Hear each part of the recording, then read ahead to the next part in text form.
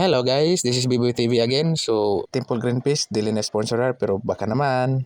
Another day, another life, another video sa buta. Karon magluto ko og minudo nga baboy. Akong isagol diha guys, organic ra, natural ra, saging nga hinog ug ang gabi nga hilaw, li subog hinog guys no.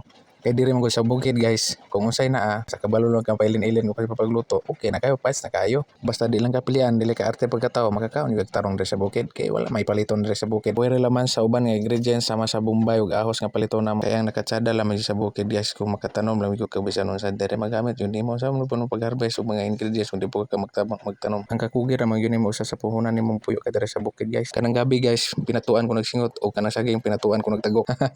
Ito guys, wala na ko isa pagtudlo sa pagluto minudo koy kabalo ko ma-sure mo kabalo po mo ana. Karon nakita ninyo hapit na maluto nga akong giluto nga minudo. Mga on ta karong taw-taw ako ko nang hauno ni guys. Og daghan kay salamat sa pagtanaw.